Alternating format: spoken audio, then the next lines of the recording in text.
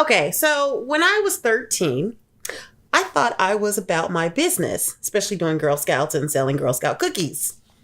And also being working at the daycare center. Right, and working at the daycare center. Oh no. Marseille? She's about her business.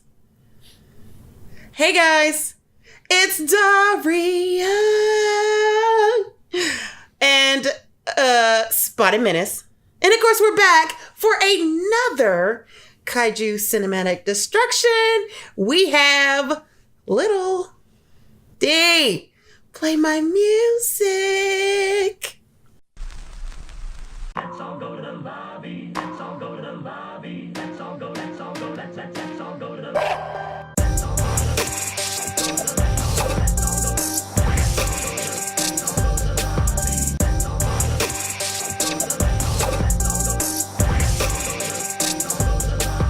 Let's all go to the lobby.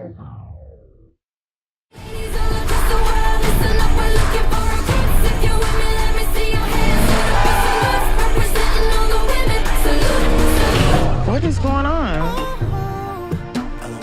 Is this rich people Postmates? Put me in the middle of that. Woo! Who are you? Well, I'm April with the A for available. Little is about big old grown old Jordan. Shoot, I forgot her name. Jordan Sanders, played by Regina Hall. She is a hard woman now. She owns her business. She owns her business. She owns all these things. She has all the money, owns her own condo in Atlanta. But when she was growing up, she tried to be herself, got rejected by basically the whole world, basically had the whole world tell her no, you can't be who you are without some repercussions. So she became a hardened woman. And as a result, she is a bully as an adult until she crosses paths with a little girl who said, I wish you were my age. And poof, there she goes. And now she has to deal with trying to relearn and reconnect with that 13-year-old self that's deep down inside of her that was hardened and try to soften herself up. Yeah. And that's basically Little. And I'm pleasantly surprised by this. It actually was fun and enjoyable. I completely enjoyed it. You hear that, Hellboy? It was fun. And I'm not letting that go because this is a stark contrast from the last movie that we saw. Little is fun. It is incredibly fun. It's not trying to reinvent the wheel. No. It is incredibly fun. Regina Hall is hilarious in this for the little screen time that she actually has. Yes, she is. Because it's taken up mostly by Marseille Martin, who is, was this her first real movie role? I want to say, her first big role. I think it is. And she handles it. Yeah, and didn't she write this herself? No, she didn't write it. There's a little story behind that. I think she produced it. Okay. I think she produced it. So her agent basically was telling her to calm down, to calm her ass down. Yeah. And like a boss, she was like, you're fired. Yeah, this movie is getting made. Yeah. And that's how we have Little. The agent told her, just chill on yourself. She's like, nah, I'm going to put my work in the way that I want to put my work in. Yeah. And here we go. We have Little. She is very smart. Yeah. Very smart, very intuitive. It was a really good movie. And I'm pretty sure they're going to say, well, it plays on the trope of like Freaky Friday or... It's not trying to be anything different than that. It's just fun. It's just her comedy. It's just another take on it. Yeah, it's her comedy. It's her take on it. It's refreshing. It's coming of age. All the jokes actually landed. So the person that I have to give the MVP to for this movie is Issa Rae. She oh my God. dominated this movie. She did. In a fun way. Yeah, it wasn't all about her, but whenever she was on screen, it was like, what were you gonna say? What were you gonna do? Yeah. And it wasn't as grating or as adult, because like this movie really put me in the mind of Nobody's Fool with Tiffany Haddish. Kind of sort of playing the same kind of role. Yeah, a little bit. Where she was the comedian in all of this, and the driving force of the comedy. Yeah. But two things. Issa Rae didn't have to carry it all because Regina Hall and Marseille Martin and a few other people were great in terms of bringing the comedic timing. Basically, everybody held their own, especially with, like I said, all the jokes landed. Yeah, every single person who had a joke, it landed. Like nobody was fighting for screen time or fighting each other. Like everybody had a presence. Shared the load when it came down to this. Yes, so, which is what made it fun. So because of that, like she didn't have to in retrospect, in Nobody's Fool with Tiffany Haddish, like she really had to push everything just to keep you watching this movie. But with Issa Rae, she didn't have to push everything. So so nothing felt forced. No. Everything felt fun and organic, and it felt like it went with the motion. So that's one. And I had a 2. I said 1 and then I completely blanked on it. The 2 is, like, as I said, it wasn't too adult. It was just it was all within the conceit of the movie. Yeah. This is just like it's basically a kids movie. It's a family. You're right, not kids movie. It's a family friendly movie. Yeah, family friendly movie. Yeah, I mean you got maybe light adult humor, humor, here but and there. Nothing that's like, oh my god, no, it's. Yeah, nothing was abrasive. Okay. Nothing was abrasive. It was everything was fun. Everything was fine. Really, there's not a lot to say about this because you've seen this movie. Yeah, you have. You have seen this movie. But you've seen it in the Freaky Fridays. Yeah. You've seen it in like shoot, what was that movie? That Disney movie with Tia and Tamara where like they switch places. No, what happened was like she was the grandmother. And 17 again. Yeah, 17 again. Yeah, you've seen it in 17 or again. Or 13 or what? Going on 13. 13 going on 30, except it was a flip of that. Yeah. So like, you've seen this movie before, so it's not trying to reinvent the wheel. No. It really isn't trying to reinvent the wheel. This is just her take on her comedy, and it works. It works. It was actually fresh for me. Because I got nervous when I saw the previews, like, oh my God, it's going to be like, did we see all the jokes? Like, we've seen all of this. This is like 13 going on 30. This is like 17 again. I'm like, I don't know. But no, once I got in there, like from beginning to end, I was like, oh, I actually laughed. Yeah, I actually enjoyed this. You will find something to chuckle at in this movie. As I said, Marseille Martin was really killing it in this. I can't wait to see like what else she does. Yeah. I'm waiting for another movie. Because they had her basically play like she was way older than she was. And she played it well. It fit for her. It really fit for her, mainly because of what she's been doing in Blackish. Yeah. Because Blackish, she is my favorite. Yeah, she's basically Diane turned up to 20. Yeah. So it really turned up to 2050. Yeah, it really works for her. It doesn't feel again, nothing in this movie really feels forced.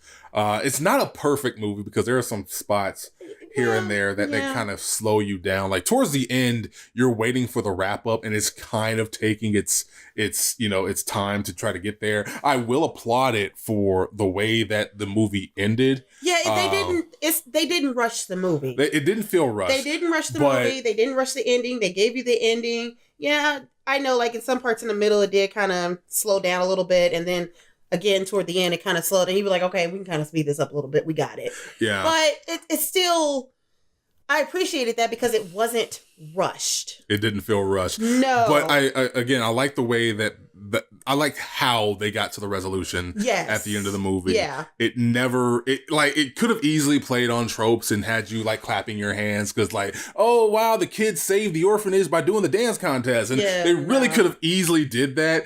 And like they kind of throw a slight swerve on you, but it's fitting within the movie because Jordan Sanders in this film has her own company basically as a small startup tech company. Yeah. She did it all by herself, grew it from the ground up, and she has just been an asshole and all this. And I'm glad they didn't go the route of it's a marketing company. That's the go-to. I was going to say, I was like, another thing I really love about this movie, she was a scientist. Well, I mean, she was in STEM, yeah. Well, she was a tech. She was a science tech. You don't see a lot of that. No, you really don't. And she You was a honestly don't. science And I tech who I built did a like business on this. Because she could have easily been Yeah, just it like, could have okay, been I'm a easily fashion marketing, mogul. yeah, or- We're doing yeah. marketing. We're doing an ad. It's like, yeah, I'm no, an I do ad apps. guy. It's Right. like, no, they're making apps. Yeah, they're And literally designing and making apps. now, whether their apps are actually, functional or what have you, it doesn't matter. doesn't 'cause matter. You don't care. But like, it's still, it's really refreshing to actually see. Yes.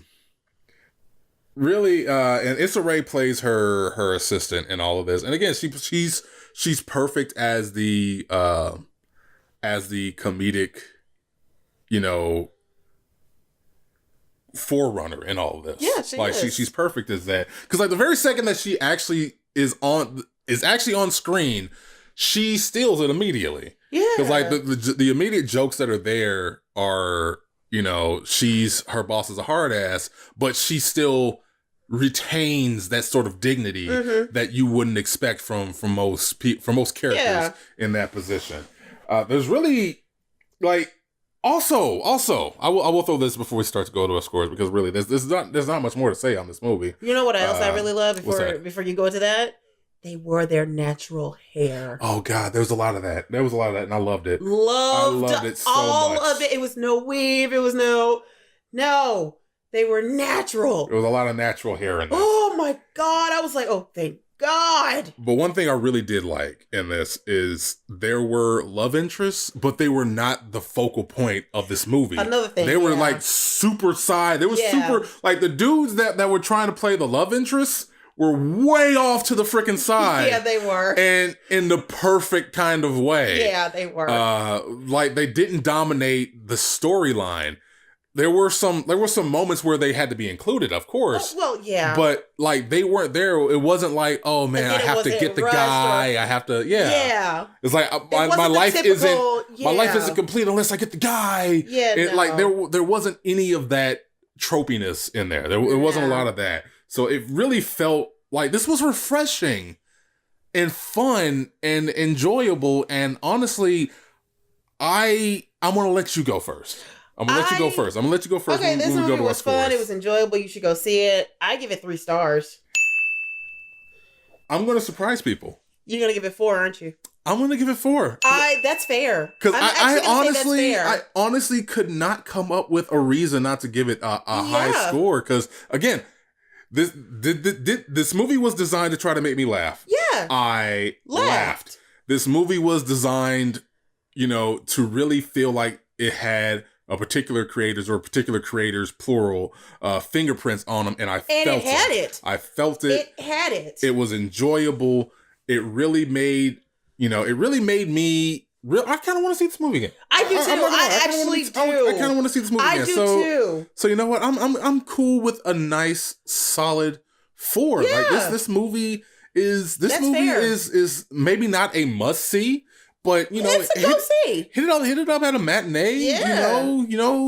Maybe when you got the theater all to yourself, you just want to kick back, just watch it. You will find something to laugh at. You'll find something enjoyable. You won't. I don't think you'll be bored of this movie because there's so many moving parts that, like, even with the slow, pacing in some spots, engaged. You're still engaged. Exactly. You're still engaged. You're not taken out of the movie. Yeah. You're still engaged. And so many of these movies, you would have somebody lose their age or gain an age, and they act out of character for who they are. Yeah. This one, like, I felt it. But with some of those, you lose interest in the movie. You kind of fall out of the movie. Yeah, exactly. Until like another comedy trope comes, and you're like, oh, we're back in it. Yeah, everybody carries a load in this. It was not that at all. So everybody carries a load in this. So you know what? I give it a solid 4. Yeah. Go ahead and give it a watch. Marseille, girl. You are a HEELKAIJU now, just like Jordan Peele. So you're just gonna script people into our brand, just like yank you over here, like girl, Jordan Peele. Who else you want to yank over here? I don't know. We're gonna keep going. Issa Rae. Issa Rae? Yeah, Issa Rae? She's a HEELKAIJU. All right, you know what? Regina Hall, she's a HEELKAIJU. Hit up our agent. Tracy Ellis Ross, she's a HEELKAIJU. You want me to keep going, dude? I will keep freaking going. Hit up our agent at 1-800-555-4938. Or just go to HEELKAIJU.com. Or go to HEELKAIJU.com and we will get a shirt. Get a shirt. Get a shirt. Follow us. You're HEELKAIJU family. You're HEELKAIJU family. Speaking of which, Kaiju out.